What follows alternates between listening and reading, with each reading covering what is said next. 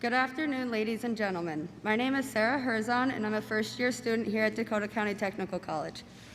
I'm in the Heavy Construction Equipment Technology program, and I'm working towards my associate's degree. I grew up in Eden Prairie and graduated from Minnetonka High School in 2018. Sorry, my bad. A little about myself. I enlisted in the Minnesota Army National Guard on my 17th birthday. Thank you. I was deployed in October 2019, where I spent 13 months in Kuwait. While I was deployed, I worked on all of our large vehicles as well as all the power generation and AC equipment. With being the only 91 Delta tactical power generation specialist, I oversaw the maintenance of 400 power generation and AC units. I also cross-trained the whole time on all of the vehicles such as the Humvees, the LMTVs, FMTVs, Hemmets, everything that you could think of that does not have tracks. When I returned from deployment, I was wondering, now what? What should I do with my life now? I started looking for a program that I could utilize my military experience as well as what I've known since growing up. And I found Dakota County Technical College right in my backyard. My journey at DCTC started in January as part of the Heavy Construction Equipment program. This semester, we are learning how to fix electrical issues on the equipment, applied failure analysis, shop safety, engine overhaul, as well as welding. This program has given me the opportunity to receive an internship at Caterpillar, which I am so grateful for. Once I get this degree, I am hoping to start my own heavy construction equipment company and hire on a whole female team. I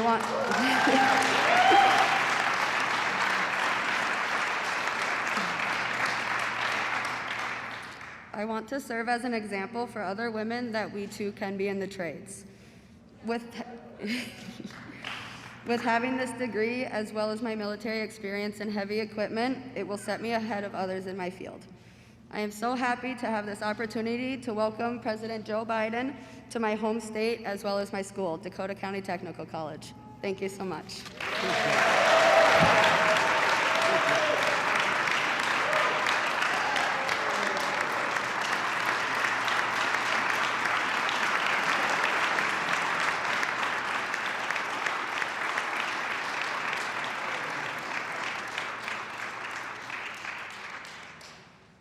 Whoa. Sarah, thank you for the introduction.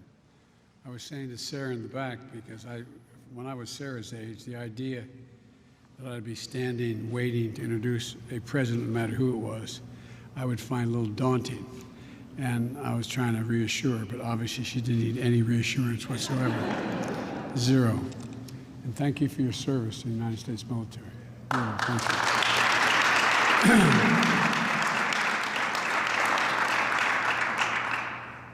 Governor, thanks for the welcome to Minnesota. I was telling the governor on the way, on the ride here from the airport, that I started coming to Minnesota back in 1973 because one of my mentors, for real, it ended up being two, was Hubert Humphrey. When he helped me campaign in 1972 as a 29-year-old candidate for the United States Senate, my home state of Delaware. And he gave me credibility I'm not sure I deserved, but it helped a great deal. And after I got elected, I wasn't old enough to be sworn in. I had to wait to be eligible. You have to be 30 years old to be sworn in. Your constituents can elect you at any age, but you can't be sworn in until you're 30. And while I was in Washington, making sure that I was hiring my staff, I got a phone call from my fire department saying there'd been an accident, and the poor woman they put on the phone had to say, she just blurted out, "Your wife and daughter are dead, and your kids won't make it." My wife was Christmas shopping and was broadsided by a tractor trailer. My point about it is that one of the first persons to come to me were the Humphreys, not just the senator. And then a guy who became a great friend and mentor was Fritz Mondale as well. So I've been from the Iron Range all the way down to your southern, southeastern border, and It's an incredible state, and they've elected some incredible people, including the people you heard from earlier today, which I'll speak to a little bit in a minute. I see a lot of mayors are here, you know, I told you that's the toughest job in America. They know where you live. But it really is. You affect people's lives more than anybody else directly, and you're right there. So thank you for what you do. And from my administration, I also have the Secretary of Education, Miguel Cardona, who is with us today.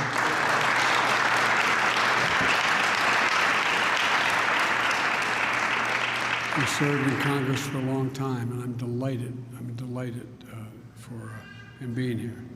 Before I get into my remarks in any detail, I was informed after the tour, I learned about a school shooting in Michigan. We learned, as we learned the full details, my heart goes out to the families enduring the unimaginable grief of losing a loved one. Apparently, there were somewhere in the order of 9 people shot, and or 3, I think, are dead. And the young man, I think, as I understand it from staff, is about 15 years old, and he turned himself in, and just said he claimed his right against self-incrimination and handed over his pistol. That's all we know about it, but you've got to know that that whole community has to be just in a state of shock right now.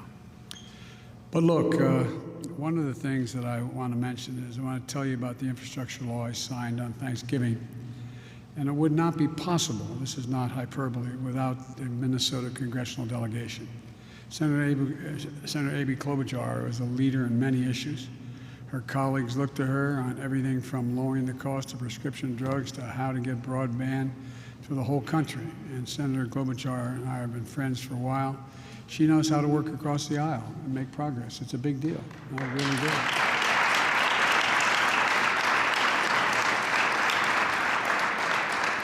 And not only do her colleagues call for advice, her president calls her for advice. And you know that's true. And Senator Tina Smith, she's also led on making sure that Minnesotans and all Americans get access to high-speed internet. Senator Smith is making sure that the infrastructure and Build Back Better investments are going to help fight both the causes and the effects of climate change. And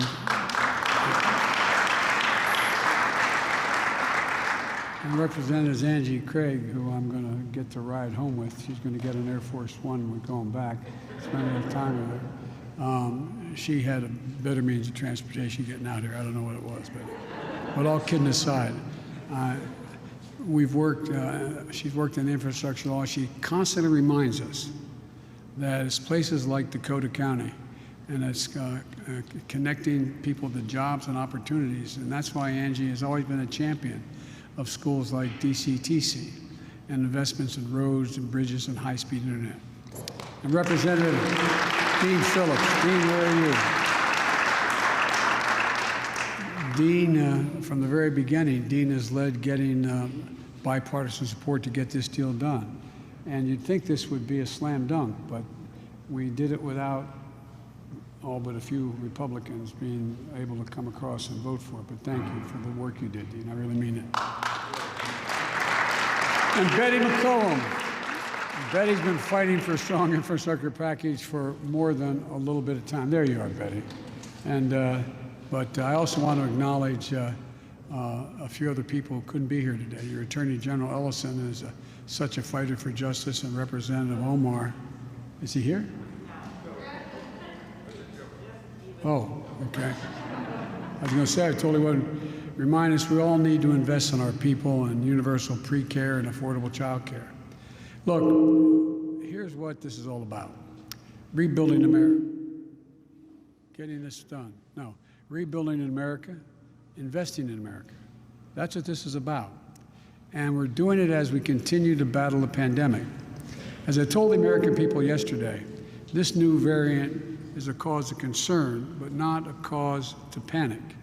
On Thursday, I'll put forward a detailed strategy outlining how we're going to fight this COVID this winter, not with shutdowns and lockdowns, but with more widespread vaccination, boosters, testing, and much more. In the meantime, the best protection is getting fully vaccinated, getting a booster shot. I urge all Americans who haven't yet to get that done. Get it done today. We're going to keep fighting through this with every tool we have. And we are, as we did with the original virus and with the Delta virus variant. And we're also going to keep our historic economic growth moving. One of the ways we're going to do that is with the bipartisan infrastructure law that we signed into law 2 weeks ago. Over the next several weeks, I'm going to be traveling all over the country. And so will Vice President Harris and my cabinet and folks throughout our administration to show how these investments are going to change your lives, change lives for the better. Because we know that we can't just build back to what it was before. That used to be the rule. If anything got wiped out by a weather event, you're able to build back that road to exactly the specifications it was before. But you can't now, because the climate's not going to get better. Now, hopefully we're not going to get worse, but you're going to have to build that road a couple feet higher. You can't build it back to what it was. You can't replace those high power lines that come down with the same kind of construction. They have to be built so they're more resilient. So that's what I mean when I say build back better. It's necessary. And schools like DCTC are going to help us do just that. Places like this, we're going to train the next generation of workers to do the jobs that my infrastructure law and our Build Back Better Act are going to put into even greater demand. We're going to need more qualified people. And we're talking about students learning how to repair electric vehicles and battery drivetrains, which our major auto manufacturers say will be 40 to 50% of all vehicles in the United States of America by the year 2030. Becoming line workers will need to modernize our electric grid, and commercial electricians who can help us install 500,000 electric vehicle charging stations. We're going to put in, including along the highways we're building, so you never have to worry about running out of power. You'll be able to travel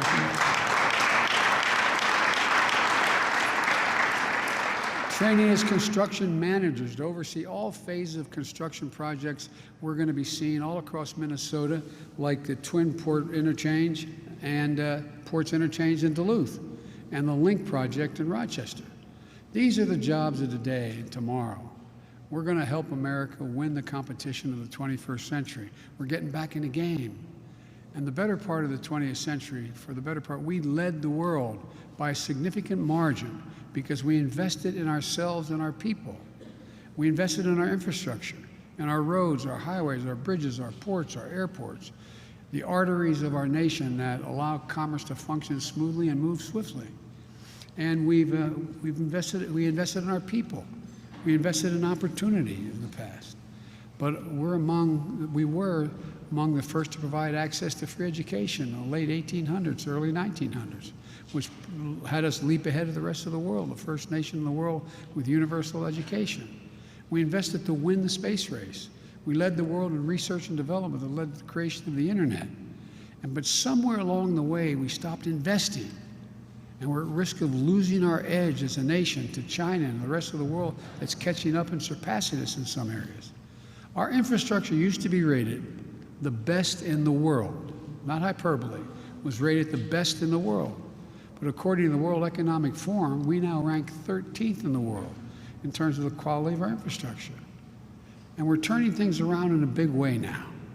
It starts with roads and bridges. In 2007, this state sounded the national alarm of our decaying infrastructure when the I-35 bridge collapsed, killing 13 people and injuring another 140.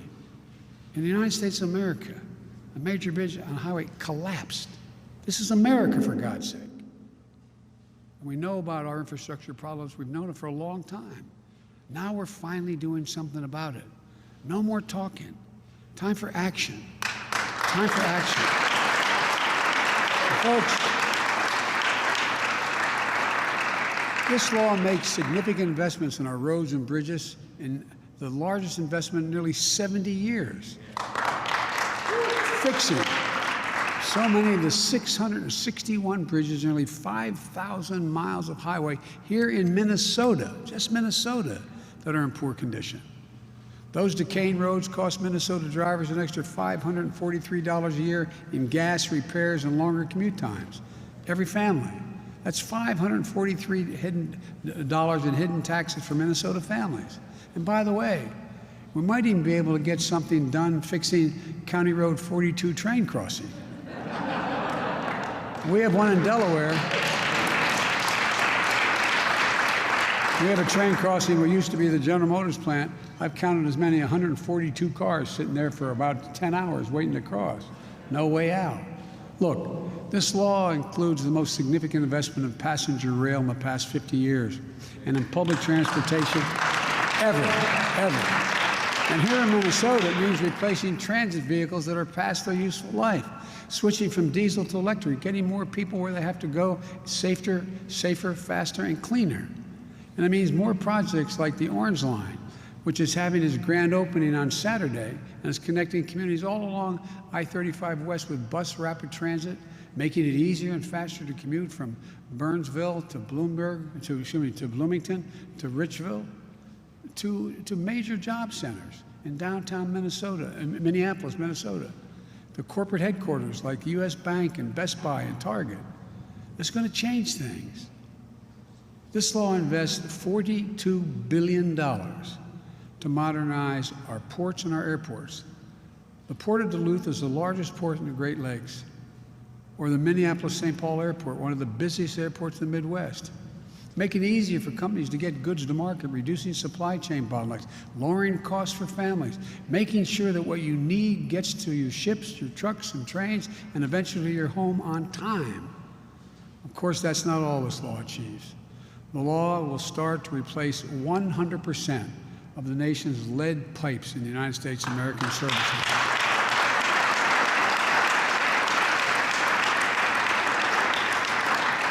A recent survey estimates there are 260,000 or more lead pipelines just here in Minnesota, just Minnesota, and will help communities like Coast build connections to water treatment facilities so every single child in Minnesota and across America can turn on a faucet and drink clean water.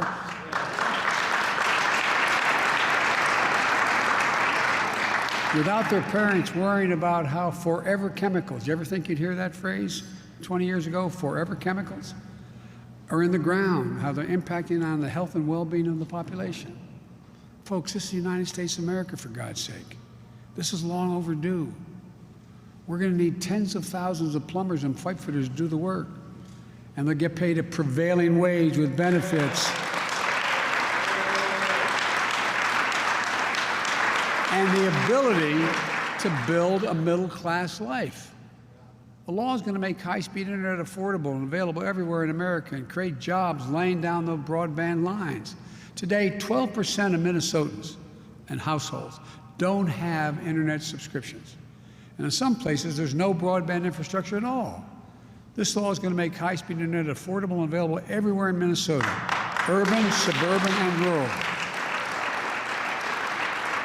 Over $20 billion. In the 21st century in America, no parent ever should have to sit outside a fast food restaurant to be able to hook up to the internet so their child can do their homework online. Think about that. The law also builds up our resilience against extreme weather events, which Minnesota is no stranger to, like wildfires this summer in Superior National Forest that sent smoke into the Twin Cities, and tornadoes that touched down in Burnsville and Apple Valley in September, or the heavy rains that have closed roads and contaminated wells in this area in the past. Nationally, last year, extreme weather cost the United States government $99 billion, just last year. I was out when those forest fires out in California and Nevada, in that area, and it's astounding. More timber and homes and business have been burnt to the ground this past fire season than the entire square miles of the state of New Jersey from New York City all the way down to Cape May. That's how much burned to the ground. Nothing there. I flew over in helicopters. Nothing. And you see reservoirs down 40, 50, 60 feet. worrying about whether the Colorado River is going to continue to flow. This is dire stuff, but all within our capacity to deal with. This law builds back our bridges, our water systems, our power lines, our electric grid better and stronger, more resilient and resistant to the negative impacts and effects of climate change. So few Americans will be flooded out of their homes or lose power for days and weeks after a storm. Down in Louisiana, I have with me, who now works with me and handles a big chunk of what I have to do, former chairman of the Black Caucus in the Congress, Cedric Richmond. Yeah. Cedric had me down in Louisiana, New Orleans. That storm that hurricane went through had high wind peak at 178 miles per hour. But you know what? When I went from there up to North Jersey and New York, more people died in Queens, Manhattan because of 20 inches of rain falling and their basements flooding so they couldn't get out. More people died there than did in the hurricane in New Orleans. Folks, there's so much more in the law. Most of all, this law does something truly historic. It's going to help rebuild the backbone of this nation. Working people in the middle class. When I ran for president, I said I was running for 3 reasons. One, to restore the soul of the country, to restore some decency to how we dealt with one another.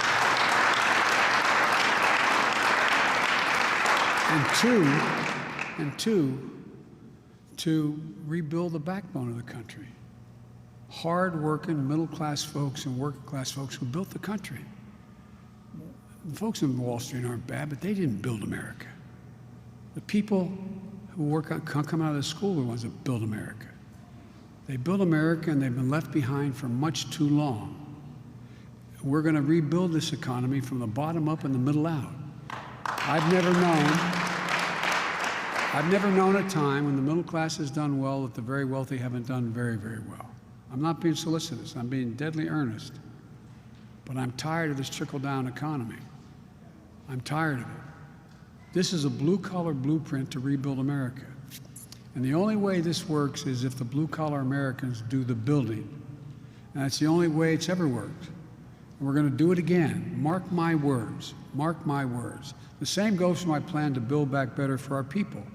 For example, the cost of a 2-year degree in Minnesota is nearly $6,000 a year. Over a third of the students at DCTC receive Pell Grants. My Build Back Better plan is going to increase the maximum Pell Grant award by another $550 to make it more affordable.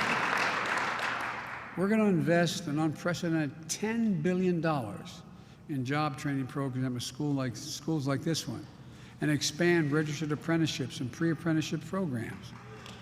And very importantly, this bill will deliver universal preschool to every 3- and 4-year-old in America. Folks, one study found that the low-income children participating in a preschool program were 47% more likely to go on and earn an associate or a higher degree after getting through 12 years of school without problems. We have to build the foundation for success. My wife, Jill, is a community college professor and has been for some time. She always points out any nation that out-educates us is going to out-compete us. It's a simple proposition. Look what the rest of the world is doing. Look what the rest of the world is doing. China is investing billions of dollars in early education. I can go down the list. Look, this Build Back Better plan is also going to ensure that parents can afford child care. And the child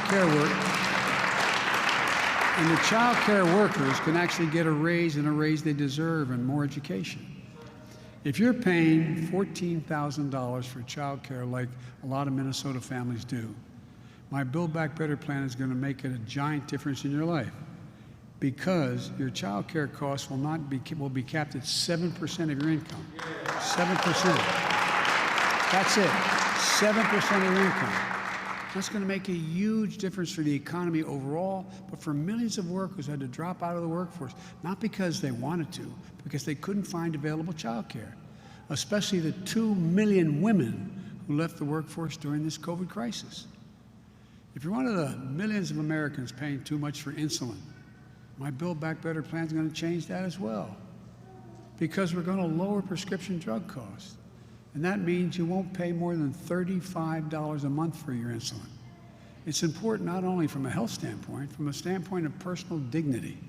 Imagine if you're a parent of one of the 200,000 children in this country with type 1 diabetes needing that insulin. Insulin can cost as much as $1,000 a month. If you can't afford it, it's not only a health risk, but deprives the parent of their dignity. Deprives them of their dignity, of your ability to do the one thing every parent wants and deserves to be able to do, to say to their child, look at them and say, honey, it's going to be okay. Imagine not being able to say that. And by the way, we're not artificially reducing that cost. It costs $35 for the insulin when it was first invented and patented.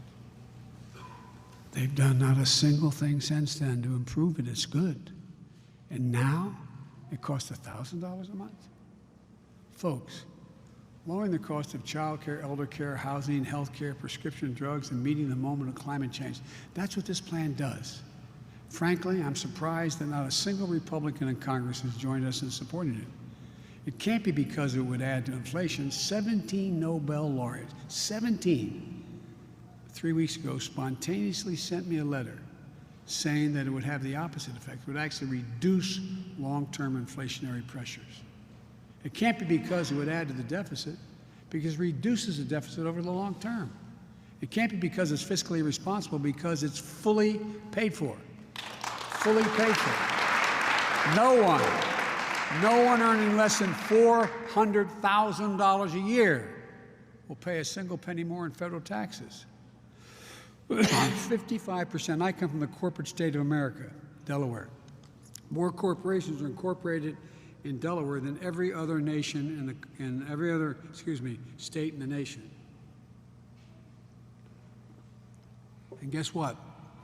55% of the Fortune 500 companies, the largest ones, paid zero in income taxes last year after making $40 billion in profits.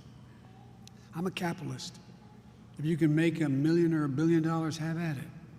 Just pay your fair share. That's all I'm asking. That's why the Build Back Better plan has a minimum tax that makes sure the large profitable corporations start paying their fair share. And we got passed internationally a provision that a 15% minimum is paid in every single country, so you don't have countries fleeing here with technology to go other places because they have a lower tax rate. The first major piece of legislation in more than a decade that's not only fully paid for, based on official estimates from the Congressional Budget Office, the Joint Committee on Taxation, the Treasury Department, it's going to generate more than $100 billion in deficit reduction this decade. So look, I know some people have said this bill isn't fiscally responsible enough, because even though it's fully paid for, they acknowledge, even though it would reduce the deficit, which they acknowledge, even though it represents the first time in over a decade that we're doing the hard work of offsetting investments with new revenue, some of the programs may get extended. And if they get extended, they say it's going to cost more money. We didn't count that in. Well, that's true. Congress is going to pay for those as well. After years of Republican leadership in Washington, passing tax giveaways to the super wealthy, new spending without even giving a thought about how to pay for it, they added $8 trillion to the national debt with the Trump tax cut. $8 trillion. I welcome a serious conversation about how to pay for the investments we make. But here is what those critics are not telling you. They're not telling you that I've committed to paying for every single program that extended, if any are, in future legislation, whether that's for a day or a decade. And here's what else they're not telling you.